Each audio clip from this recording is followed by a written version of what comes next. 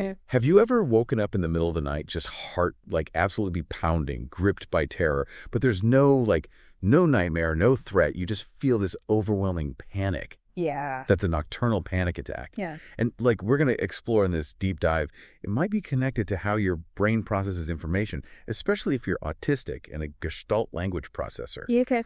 We're diving into all the research you provided, and hopefully by the end, we'll all have some new insights into like why these nighttime episodes happen. Yeah, it's interesting because like most people think of panic attacks as like happening during the day, like triggered by stress or like a Right. specific event. But for many autistic people, these attacks, like they happen at night, seemingly out of nowhere. And it gets even more interesting when we think about Gestalt Language Processing, or GLP. Um, it's this way of thinking where instead of like processing information bit by bit, your brain takes it in as whole chunks, Yeah. like picture books, instead of like chapter books. Right. So imagine your mind is like a library full of complete books, not individual words. Exactly. And this could be incredibly helpful in so many situations. GLPs often excel at pattern recognition, remembering details, and seeing the big picture. But when it comes to sleep, this holistic processing style can actually make you more susceptible to panic attacks. That's right. Sleep is naturally fragmented, like sounds, sensations, even memories. They all kind of pop up in bits and pieces.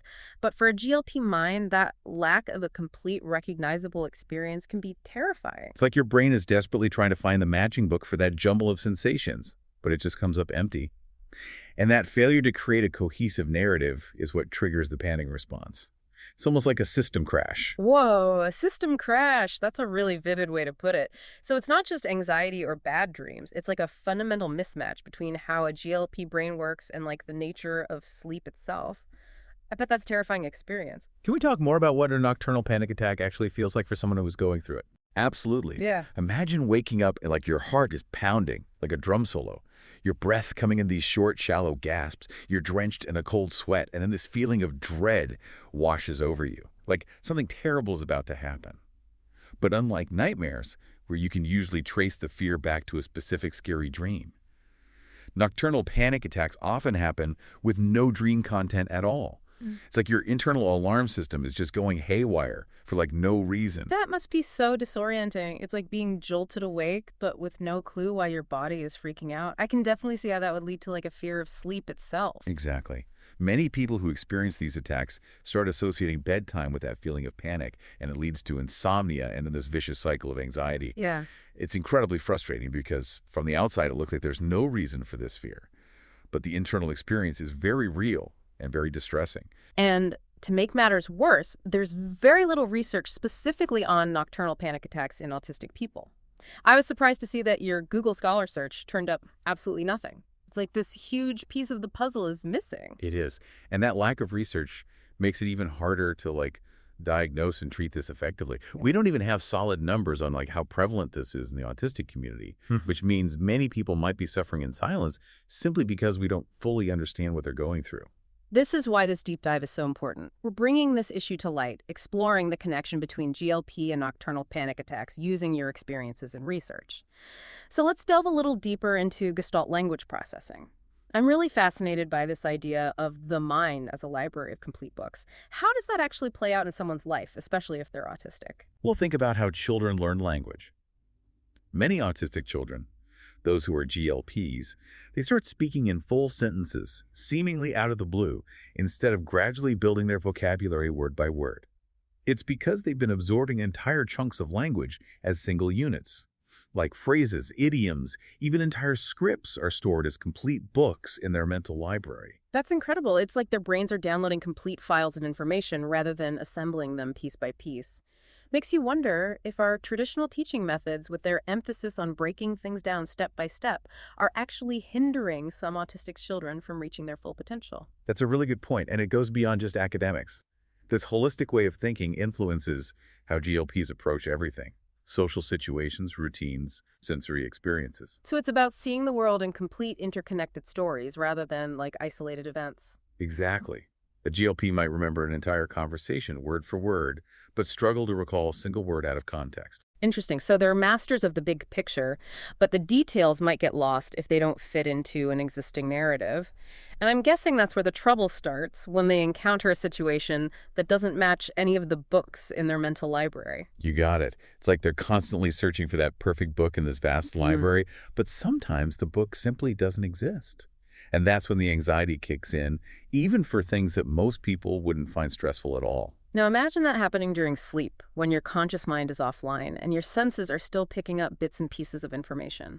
A sudden noise, a change in temperature, even a shift in your body position.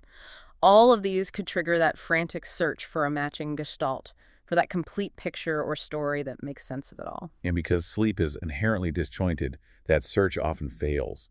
That failure to find a match to complete the puzzle triggers the system crash, which manifests as a nocturnal panic attack. So if we connect this to the bigger picture, it makes sense why these attacks are so common in autistic people with GLP. Their brains are wired for complete understanding, for seeing the world in full, coherent pictures. And when that's disrupted, even in sleep, it can trigger a cascade of fear and panic. It's like being given a puzzle with no solution, or a book with missing pages.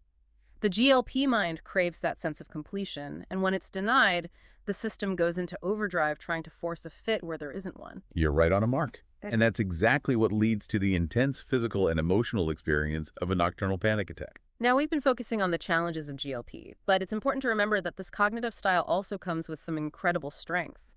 Imagine the ability to absorb and process information in such complete holistic chunks. I mean, that's pretty amazing. It is. GLPs often have exceptional memories, a keen eye for detail, and the ability to see patterns that others might miss. They're natural storytellers, systems thinkers, and big-picture thinkers. Their way of processing the world, while different, is in no way a deficit. It's a different operating system with its own unique advantages. Absolutely. So if any of this is resonating with you, if you've ever felt like an outsider because of how you think and experience the world, know that you're not alone. Your way of processing information is valid, it's valuable, and it's a crucial part of the beautiful diversity of human cognition. We'll be back after a short break to explore this idea further and talk about what we can do to support GLPs who experience nocturnal panic attacks. Welcome back. I don't know about you, but I'm really starting to see how this Gestalt language processing thing impacts so much more than just like how we learn a vocabulary or solve problems. It's really a whole different way of like experiencing the world. It really is. Yeah. And what's fascinating is that early research by pioneers in the field like Dr. Barry Prezan and Dr. Marge Blanc suggests that Gestalt language processing might be more common in the autistic community than we initially thought. In fact, they believe a significant majority of autistic individuals may be GLPs. Wow, that's a huge shift in perspective. We're not just talking about like a small subset of the autistic population here, but potentially the majority. And you know what? It kind of makes me wonder if our traditional teaching methods, with all their emphasis on breaking things down into tiny steps, are doing a disservice to GLP learners. That's a great point, and it's something researchers are starting to explore. Think about it. If you're trying to teach someone to read using phonics, when their brain is wired to absorb language in complete chunks. It's Exactly. like, This is where I need one of your awesome analogies. well, imagine trying to teach someone to love a symphony by making them memorize individual musical notes. It just doesn't work that way. You're missing the whole point of the music, the beauty of how all those notes come together to create something bigger than themselves. And that's kind of what it's like for a GLP learner in a traditional classroom setting. They're being fed bits and pieces when their brains are craving the whole picture. It's like giving someone a puzzle piece and saying, okay, memorize this without ever showing them the full puzzle. No wonder it's so frustrating. So to our listener, if you've ever felt like traditional learning methods just didn't click for you, if you've always been drawn to the big picture rather than like the nitty-gritty details, this might be why. Your brain is wired for those aha moments of recognizing patterns and understanding things as a whole. Exactly. Yeah. And it's not just about academics. This holistic way of thinking influences how GLPs approach social situations, routines, even how they experience their senses. It's all connected. So a GLP might remember an entire conversation verbatim because it's one complete book in their mind, but struggle to recall a specific word because it's been taken out of context. That's a great example. Yeah. Or they might excel at complex problem solving that requires seeing how different elements are connected, but get totally thrown off by a simple change in routine. Because for them, that routine is more than just a sequence of actions. It's a complete story that provides a sense of order and predictability. This is all so fascinating. It really highlights the importance of recognizing and valuing these differences instead of trying to fit everyone into the same mold. And it brings us back to those nocturnal panic attacks we were talking about earlier. We've talked about how the fragmented nature of sleep can trigger that frantic search for a matching gestalt in the GLP mind. But there's still so much we don't know. There is, and that's the really frustrating part. When we were looking at the research you provided, we were struck by the fact that there's this huge gap when it comes to specifically connecting GLP and nocturnal panic attacks. I mean, we scoured Google Scholar crickets. Absolutely. Nothing. No way. That's crazy, especially considering how common both GLP and nocturnal panic attacks seem to be in the autistic community. It is. And this lack of research has real-world consequences. Without a clear understanding of why this is happening, we're often left treating the symptoms without addressing the root cause. It's like trying to fix a leaky faucet by mopping up the water instead of figuring out where the leak is coming from. So what can we do? How can we start to connect the dots and understand what's really going on? Well, we can start by applying what we do know about GLP and how the brain works during sleep. We know that the GLP brain is constantly seeking patterns, trying to fit new information into existing frameworks of understanding those books in the mental library we talked about. Right, but what happens when those books are incomplete or missing pages? That's when things get interesting. During sleep, our brains continue processing information, but without the same level of conscious control as when we're awake. So imagine what happens when a sleeping GLP brain encounters a sensory input that doesn't fit any existing gestalt. It's like being handed a puzzle piece that belongs to a completely different puzzle. Your brain is saying, wait, this doesn't make sense. Where does this go? Exactly. The brain goes into overdrive, desperately searching for a match, trying to force the piece to fit somewhere or anywhere. And for a GLP mind, that inability to create a coherent narrative from that jumbled sensory input is incredibly unsettling. It's like their brain is screaming, system error, system error. And that's what we think is triggering the panic response. It's not just anxiety, it's a deep-seated need for wholeness and understanding that's being disrupted. Now, you mentioned earlier that autistic individuals often have heightened sensory sensitivities. So wouldn't that make this whole process even more intense for them? Absolutely. For someone with heightened sensory sensitivities, even subtle changes in the environment, a slight noise, a shift in temperature, the feeling of their blanket can feel much more intense. It's like their sensory systems are on high alert, amplifying every little input, making it even harder to find that elusive matching gestalt. And then there's the whole transition aspect of sleep. We talked about how for many autistic people, transitions are inherently challenging. So wouldn't the shift from wakefulness to sleep, that letting go of conscious control, be a particularly difficult transition for a GLP mind that craves predictability and order? You're hitting all the key points here. Yes, that transition into sleep can be incredibly unsettling for a GLP mind. It's like their brain is saying, wait a minute, I'm losing control of the narrative here. What's happening? And when you combine that with the fragmented sensory input and the heightened sensitivities, it's no wonder panic attacks are so common. The system is basically primed for overload. So if this is the case, if these nocturnal panic attacks are rooted in the fundamental way the GLP brain processes information, then maybe traditional treatments for panic attacks aren't the most effective approach. What do you think? I agree. Treatments like cognitive behavioral therapy or CBT are great for many people. They often focus on breaking down anxious thoughts and feelings into smaller, more manageable parts. Which makes sense for a lot of people, But for a GLP whose brain thrives on big picture thinking and complete understanding, this approach can feel counterintuitive. It's like telling them to ignore the very thing their brain is craving, that sense of wholeness and meaning. it's like telling a fish to climb a tree. It's just not how their system is designed to work. So what we need are treatments that work with the GLP brain, not against it. Treatments that acknowledge and even leverage the strengths of this unique cognitive style. Am I right? You are. Instead of trying to dismantle the way a GLP processes information, what if we help them build a more expansive and flexible Gestalt library?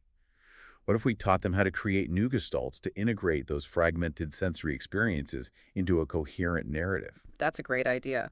And what if we focused on creating environments that minimize unexpected sensory input and support smooth transitions? Now you're talking. That's the kind of outside-the-box thinking we need.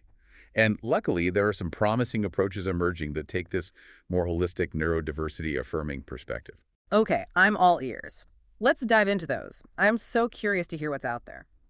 So we've laid out the challenge. How do we support autistic GLPs who experience these nocturnal panic attacks in a way that honors their unique way of thinking? I'm really excited to hear about these new approaches you mentioned that are taking a more neurodiversity-affirming perspective. Yeah. What are some of the things that researchers and therapists are exploring?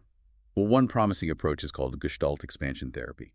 It's based on the idea that instead of trying to eliminate those fragmented sensations that trigger panic, we can actually help the GLP brain incorporate them into a larger, more complete understanding of what sleep feels like. So instead of seeing those sensations as threats, they become just another part of the sleep story. That's an interesting concept. How does that work in practice? One way is through guided imagery techniques. Imagine creating a personalized sleep sanctuary in your mind.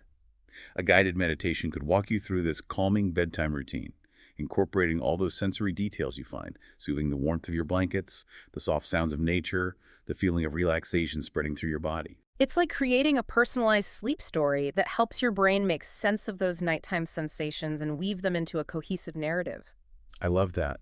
It's so much more empowering than just trying to suppress or eliminate those sensations. Exactly. And by building this richer, more detailed sleep gestalt, those previously fragmented sensations become less threatening and less likely to trigger a panic response. Okay, that makes a lot of sense. Yeah. What about other approaches? You mentioned something called cognitive pattern recognition training. That sounds a bit more technical.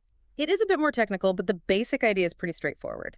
It's about enhancing the brain's ability to quickly recognize and categorize sensory input even in a sleep state.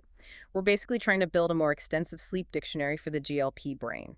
So when it encounters something new in the middle of the night, it can quickly identify it and say, okay, I know this. This is just the sound of the wind or the feeling of my blanket shifting. It's nothing to worry about. So it's like giving your brain a crash course in all the words of the nighttime sensory language. That's brilliant. How do you actually do that, though? There are different techniques, but one approach involves exposing the individual to a variety of sleep sounds and sensations in a safe and controlled environment. Over time, this repeated exposure helps the brain create new gestalts for those experiences, so they become familiar and less likely to trigger that frantic search for a match. It's like building a sleep sound library that your brain can access even when you're asleep. What a cool idea. Now, I'm also really intrigued by that sensory integration narrative therapy you mentioned. It sounds like it takes a more creative approach. It does. This approach combines traditional sensory integration techniques with storytelling to help individuals create their own personalized narratives that integrate various sensory aspects of sleep. So instead of just focusing on those individual sensations, we're helping them weave them into a cohesive and meaningful story. So you're not just saying, okay, here's a relaxation technique, now do it. You're actually helping them tap into their own creativity and imagination to create a story that makes sense of those sensations in a way that feels good to them. You got it. Yeah. And because they're actively involved in creating the narrative, it becomes even more powerful and effective. It's like they're turning those fragmented sensory experiences into this beautiful tapestry of sleep, one that they can revisit whenever they need to feel safe and grounded. I love that analogy. It's so much more engaging and empowering than just trying to suppress or eliminate those sensations.